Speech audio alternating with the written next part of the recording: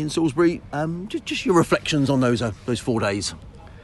First and foremost, I think it was a pretty good game of cricket. Just to reiterate, I hate losing, so it's never to reflect great on a loss. I think we lost it on second day, afternoon session.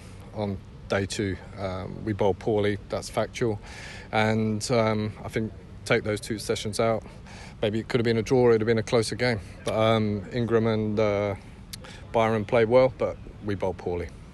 You took it very deep tonight, though. At 9 for 3, there was a glimmer of light there for Sussex. That's more than a glimmer.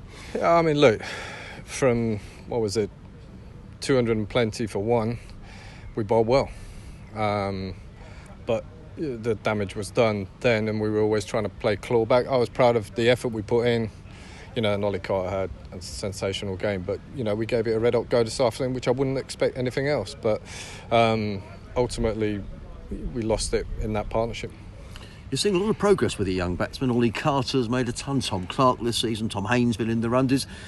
Is the bowling which is causing a difficulty at the minute, Ian? Is that more of a problem for you?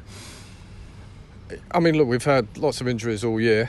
We keep having to get loan players in. And, congrats to Jack Brooks getting his 500th first-class wicket. Even he was a bit short of a gallop first innings. He hasn't played for a bit. I think there's a need. I think I said it in the last season. My personal choice would be had one overseas batter and one overseas bowler. It just hasn't transpired this year, and you need that experience out there. I can't remember, it was third morning or whatever, we got 2 17-year-olds bowling and holding a game. That's a lot of pressure. I thought Archie bowled beautifully this game. He's up to about 30 games in all cricket now, and by 3 or 4 years' time, when he's 2021, he'll have played over 100 games in all cricket. And you saw he had a drop catch tonight early, and if that had happened, there would have been 4 down a bit quicker. You never know. I thought he was outstanding, but young bowlers are learning the hard way. When you talk about an overseas fast bowler, is that something you can start planning for now? Overseas bowler. Yeah, overseas bowler, okay. Yeah. Is that something you can start planning now, or is it just too early? It's becoming pretty difficult with overseas, complicated, and COVID is the fallout of COVID, really, because then tours are being announced last minute when you make plans. If we can go back to Travis and all of a sudden he can't come because tours are put in place and all that sort of stuff. It changes so quickly.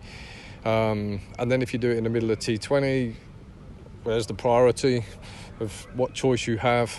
We could have next game, we will have no overseas. So these things happen.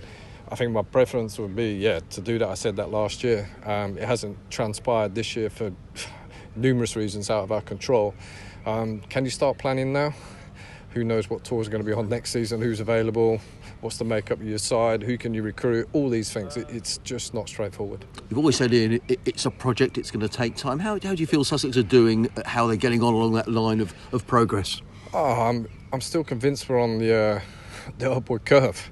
We're getting better every game, but we're just making, mistakes along the way. There was a lot, good things, but there's been mistakes along the way.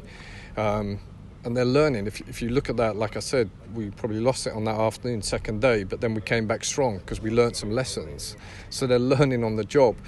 And that's tough to do that, but that's where we're at. If you look at some of the bowlers who are not playing in this game for us, that's frustrating. Can I just talk about a couple of those bowlers and injuries? Jack Carson hasn't featured. What's the latest on Jack? As far as I know, he's at least 2 or 3 weeks still away. Right, and that's a blow because he's your holding off spinner. He was superb last year. Still without doubt, he's best young off spinner in the country. He's extremely frustrated. I can't be, because ultimately we have to, look after him because he's a precious jewel that we don't want to. He hasn't played yet, and there's nobody more frustrated than him.